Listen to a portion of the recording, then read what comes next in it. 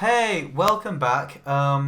We made a mistake on our past recordings, as in I forgot to turn the microphone on. Because Ben is a special snowflake. Yes, I am. So, yeah, we've just uploaded the previous episodes without any of our audio, which is a fun time. It's a good enough game that I hope that you were still looking. We did come up with some really good voices, including an amazing French accent from Tabitha. So we're going to continue ahead. Oh my god, I can't believe I cocked that up so badly. Anyway, let's go. Yes. I am... JJ Falcon is missing, and Sparrowson needs to go look for him. I should probably go find him. His home would be a good place to start, but the bird brain never gave me his address. I'll just have to find him the hard way. Oh. Ooh. Well, sugar. Why would he be there? I don't know, maybe trying to help. Let's find. Maybe he's in the jail. Oh, excuse me, monsieur. I am looking for my friend. Do I look like I lost a voucher, you buzz off bird brain? All right then. Oh wow. I wonder if he would be at the Chateau Clanier trying to fix his mistake. Let's have a look. Excuse me, Mademoiselle de Hout. Down here. Oh, there you are. It's Sparrowson, right? That's right. I heard about the case you were involved in. I would never have thought that the Baron was a murderer. He always treated me with the utmost respect. But then I suppose it makes sense that the most ruthless killers are the ones who can put up the best facade. Yeah, I suppose so. Say, how's your friend doing? He seemed a little down last night. Oh, you've seen him? Yes, he was brooding in the corner of Le Canard Joyeux, mumbling and drinking. It was a little depressing, to be perfectly honest. Le Canard Joyeux. That's the dingy student bar on Rue Jaune, right? It's not dingy, just a little rustic. In any case, that's an enormous help. Thanks, mademoiselle. Anytime, Sparrowson. Okay. Let's have a go. Ooh, that's interesting. Sparrowson stepped through the doors of Le Canard Joyeux, the dingiest student tavern in all of Paris. His nostrils filled with the pungent aroma of sour wine and bitter tobacco. Well, ruffle my feathers, Ethan Little Sparrowson. I haven't seen you in years. How are you doing, hon? How are you doing, hon? I'm feeling pretty good, Madame Quinnell. Thanks for asking. I'm actually here to find a friend. He's a big guy named JJ Falcon.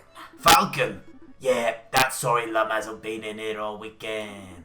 He's just been moaning and muttering to himself all weekend. Frankly, he's bringing the whole atmosphere down. I'll take care of him. Thanks, Madame Quinnell. It's no problem, hon. He's probably still in the corner of the drinking room upstairs.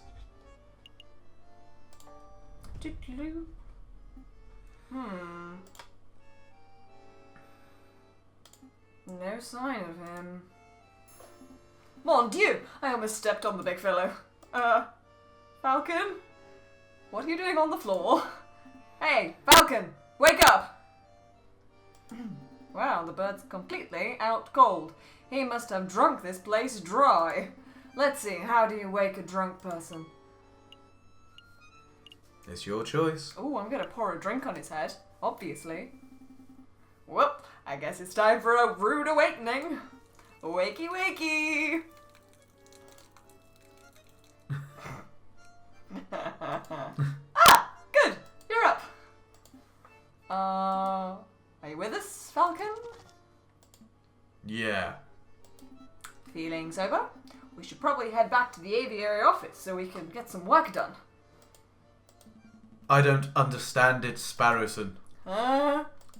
I thought I did everything right. I followed all the procedures. I found all the evidence. I presented the case beautifully. And yet, a guilty feline walks free while an innocent man sits in custody. What went wrong? Where's the justice? Yeah. Maybe we need to try harder. Try harder. I don't know if we messed up or if the system messed up or what, but we just have to do our best as lawyers, I suppose. Maybe if we work hard enough, we can stop mess-ups from happening again. Sorry, Falcon. I don't have the answers, but what I do have is freshly baked croissants from Pierre's Boulangerie. Croissants. Yep, they're waiting for you back at the aviary. I'm sitting here, moping about justice. And you offer me croissants. Well, it's not just croissants. I got some pain au chocolat, too. I could go for pain au chocolat. Fantastic. Then let's make a move. Alright, I admit it. These croissants are amazing. I told you, Pierre's Boulangerie on Rue Vert, there's something else. Oh, that reminds me. The baker told me something interesting. Do you know what they call pain au chocolat in America? They don't call them pain au chocolat. Nope. Pronunciation difficulties. American is a whole other language. So what do they call them? Chocolate croissants. Hello? Chocolate croissants. What do they call profiteroles? Oh, I think those are still profiteroles. But rather than custard, they fill them with ice cream and smother them in milk chocolate. Simply outstanding. Is this the aviary attorney? Can I speak to someone, please? Well, what do they call crepes? Excuse me! Did you just hear something, Sparrowson? Down here! Oh, sorry, I didn't see you there. What can I do for you, little one?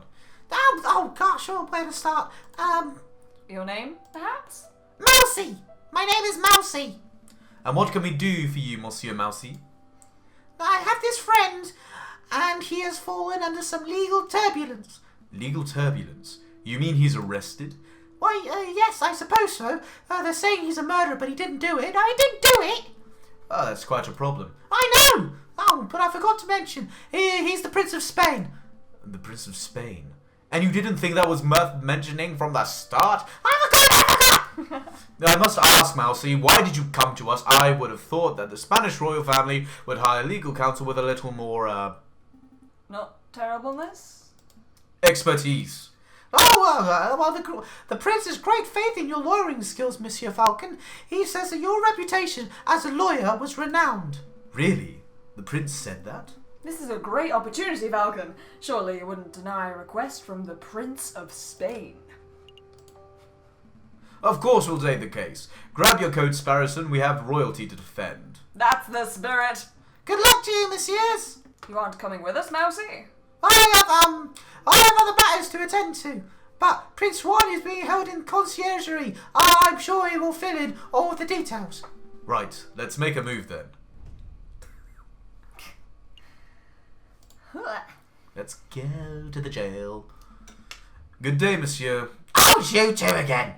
Hey, nice work on Lady Kitty's trial. Baron Rawguard is pacing around the cell right now, ranting about wringing your neck.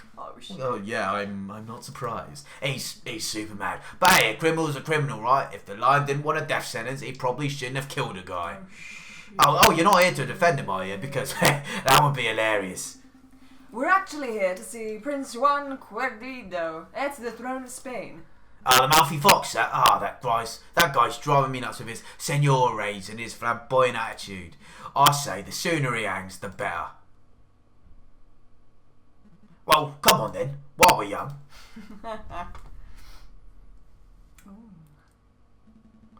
The Prince of Spain, I presume.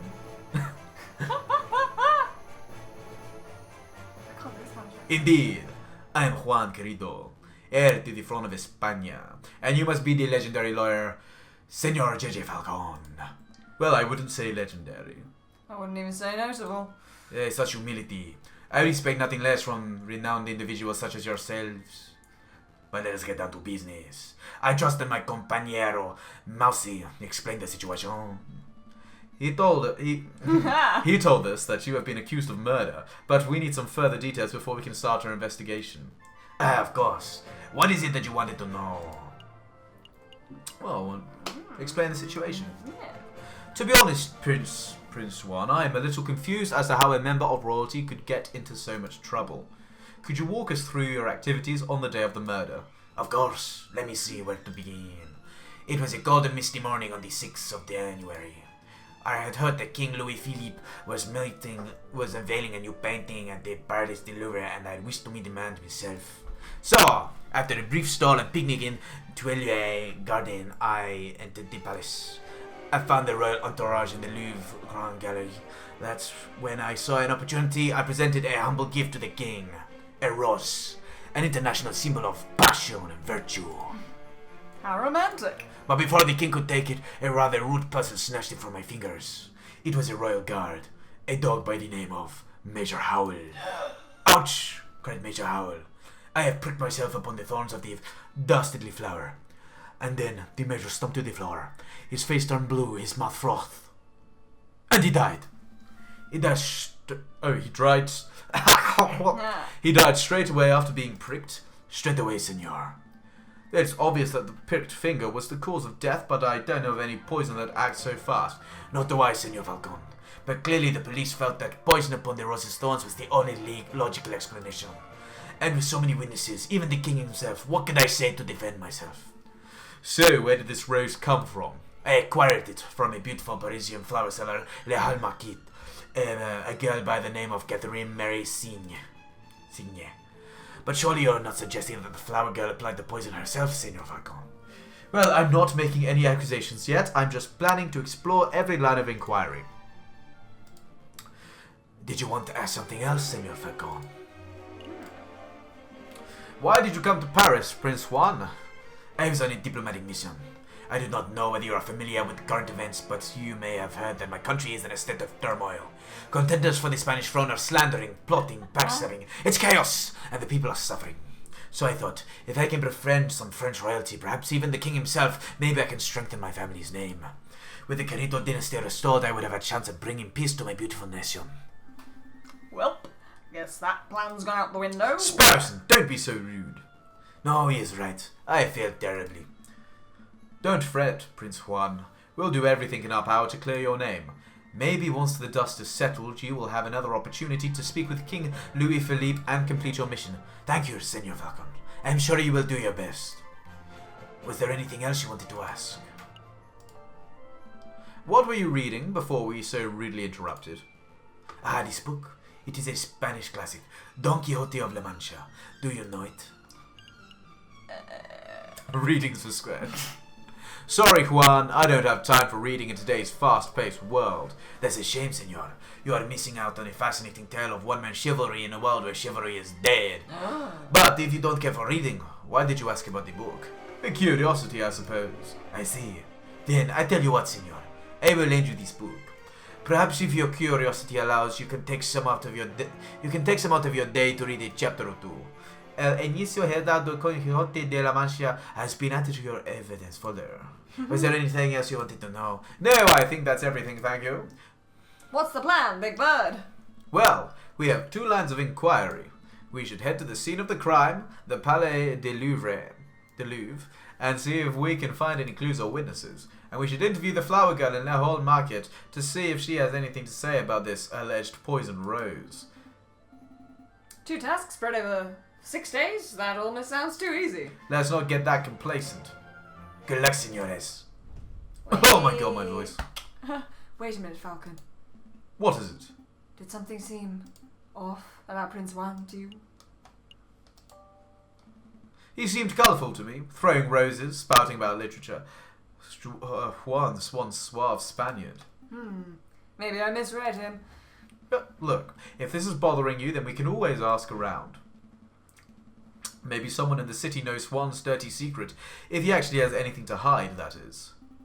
Yeah, let's dig up the dirt. Wow, biased much. Anyway, but we've still got a trial to prepare for. Priorities, Sparrowson.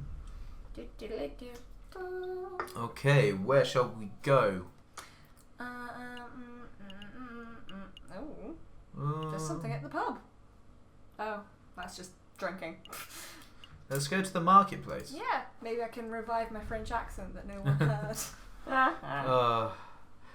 The pair arrive at Le Hall Market. Vendors and buskers, performers and thieves, bourgeois and peasants all bustle from place to place. Prince Juan said that he met a flower girl here. Signe, I think he said her name was. I'm gonna. Oh, yeah. Oh, Swan. There's a swan with flowers over there. Do you think that's her? Signia. yeah. I think so. It's possible that she knows the murderer, or even that she is the murderer herself, so we should probably act with tact and finesse. Excuse me, Mademoiselle Flower Lady. We would like a word. Tact, Sparrowson, tact. We've been over this. Oh. Good day, messieurs. Are you interested in purchasing a flower? Yes, I wish to purchase a rose from Milady. I'm afraid that I'm out of roses. I sold my last one a week ago.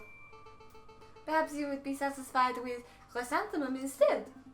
'Tis a beautiful flower from a fair maiden. Damn, Sparrowson, you smooth. But please don't mind Sparrowson. He fell out of his nest as a baby and has said dumb things ever since. Hey! Let me introduce myself. I am JJ Falcon, defense attorney. You, Mademoiselle Signe? That's right. Catherine Marie Signier. I suppose you're here to ask about the royal assassination attempt. How did you know? I'm no fool, monsieur. I know that the rose I sold was used as the murder weapon. To be honest, I'm surprised it's taken so long for someone to directly question me. The Parisian police seem to have a habit of missing obvious leads. So, do you mind if we ask you a couple of questions? Business is slow. Please, ask away. Mademoiselle, you mentioned that you sold your last rose a week ago. Who did you sell it to? The person who bought the rose? I didn't catch his name, but he was a charming red fox. Sounds like R1. I met him around a week ago on the 6th. We talked for a little while about the usual things, you know, like how everyone seems to be in debt these days. The usual things. And then he bought a rose and left. I hear that the fox is on trial, but to be honest, monsieur, I don't think he's guilty. Oh, why's that? Well, actually, never mind. It's just a gut feeling. Mademoiselle, it just so happens that we're defending this particular fox in the Cour d'Assises. If you have something to say that could prove his innocence, now would be the time to let us know. I'm sorry, messieurs. I can't. What is it? Wait, Mademoiselle Signe, wait up! Damn. Nice display of tact and finesse, Falcon. You scared her off. The Swan obviously knows something crucial about the case. We need to get to the bottom of whatever it is. Agreed. But I don't think she'll be in the mood to tell us anything else. I know.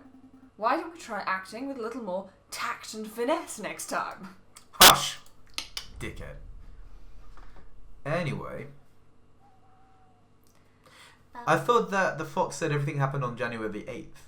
No, he said 6th. Oh. I think. Mm. Oh. Let's go look at the crime scene. Crime scene. Crime scene. Crime. Falcon and Sparrowson make their way to the Place de Carrousel, the courtyard just north of the Louvre's Grand Galerie. That's the Arc de Triomphe over there, right? I swear it's smaller than how I remember it. That's the Arc de Triomphe de Carrousel, you doofus. The big Arc de Triomphe is up the road. What? No way! Why are there two? Because when a man like Napoleon invades half of Europe, he gets to build as many triumphal arches as he damn well pleases. Well, I never expected to see you here, JJ.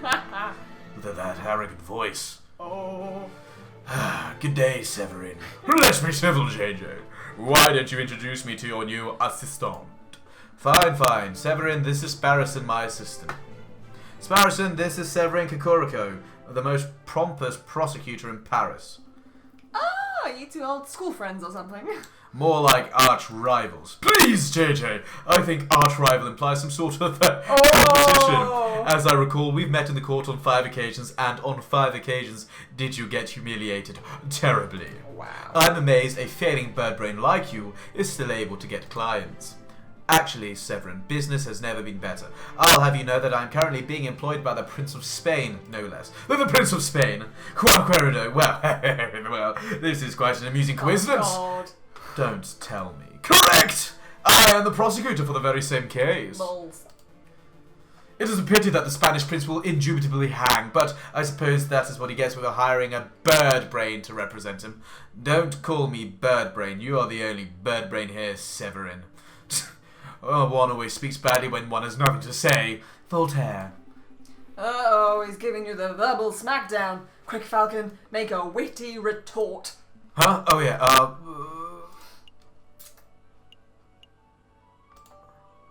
A witty saying proves nothing.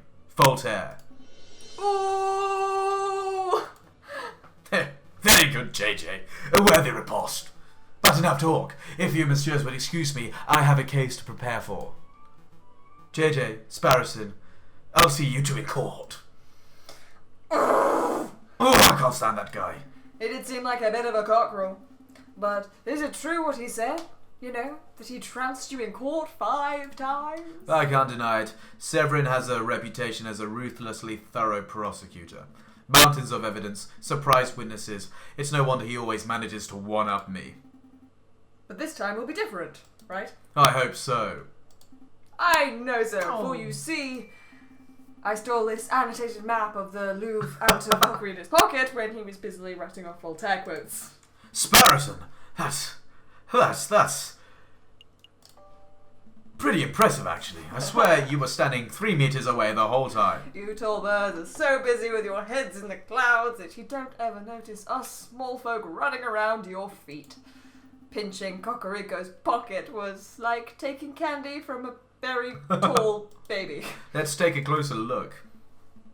I see. This map shows the entire Louvre area. Everything from Tuileries to the Rue de Louvre. Most convenient. We're currently standing here in the Place du Carrousel. And those penned in arrows seem to show the route taken by the king's entourage, which means that the king went first. Here, through the Salle de Tibre. And then here, into the Grande Galerie, where the murder occurred. Didn't Prince Juan Hey, say it's that... me. Oh, sorry. Ha ha ha ha. Didn't Prince Juan say that he spent the morning in the Tuileries Gardens? That's right. So that means Prince Juan approached the Louvre from the west side, somewhere over here. Sounds like we have a lot of places to visit. Where should we go first? Let's go to where it started. Yes. Sounds like a plan. So this is the Salle du Tibre. If I understand Cocorico's notes correctly, this is the room the king and his entourage stopped in before heading to the Grande Galerie. This room doesn't seem to be very popular. I don't see anyone around to interrogate. Interview. Right, interview. Well, since it's quiet, maybe we should take the opportunity to do a little snooping. What would be the point?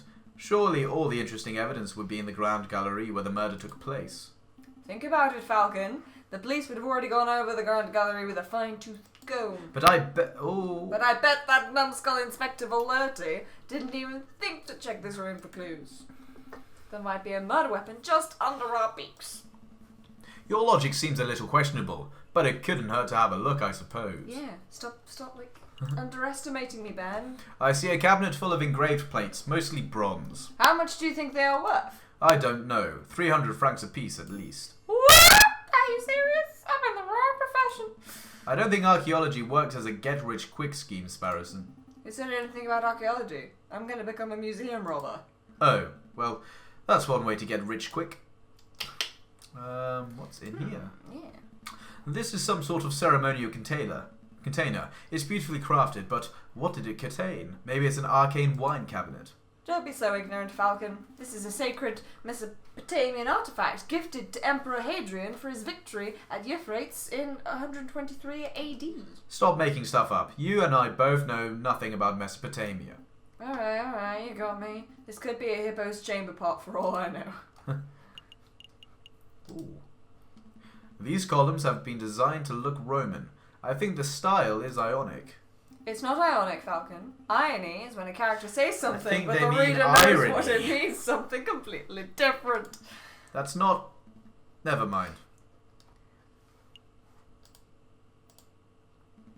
I'm not sure what this is. Some sort of stand or podium? Maybe it's just a decorative piece. It's a Roman doorstop. Roman doors were enormous marble slabs, so the doorstops had to be similarly large in order to stay in place. I don't think that's right. My uncle's a Roman historian. Trust me. A shiny copper urn. I guess it was used for carrying water, or for cremated remains. Probably not both at the same time. It smells good. Don't sniff the exhibit, Sparrowson. No, really. This urn smells amazing. It's almost chocolatey. You poor thing. You're hallucinating from hunger. Would you like to stop by a bakery on our way back to the office? Don't patronise me, Falcon. My nose never lies. I'm telling you, there's something in here. I can feel it. Now you're touching the exhibit. That's definitely a no-no.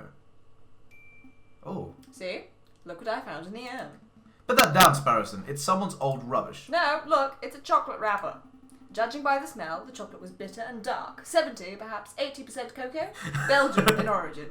The level of wrapper crumpling and the firmness of the chocolate residue indicate this was discarded just a few days ago. Yes, I am certain. The chocolate contained in this wrapper was undoubtedly consumed on the 7th of January, the day of the murder. Mon Dieu, Sparrowson. You deduced all that from smelling the wrapper. Imagine what I could work out if I tasted it. That won't be necessary. Sparrowson, if you could apply this level of critical thinking to areas outside of food, you would be the world's greatest detective. If only all evidence were edible. So, do you have any idea what shop this chocolate was purchased from? That might help us track down the person who consumed it. No, there's no possible way we could know that. I suppose we'll just have to visit every confectioner in town and sample every bit of merchandise for comparison. What a chore. Interesting. Because I can see Lander Hagelslack's Chocolate Emporium written on the wrapper. Well, you can't blame a bird for trying. Chocolate wrapper has been added to your evidence folder. Is that it? A supporting column is holding the roof up. If the column were truly supportive, it wouldn't hold the roof up. It would encourage the roof to get to its location on time. I think we're done here, Sparrowson. We're done here. For now, at least. We can't spend all day staring at Roman artifacts, I suppose. So, where to next? Where to next, indeed. We will find out on the next episode. Oh, thanks for watching!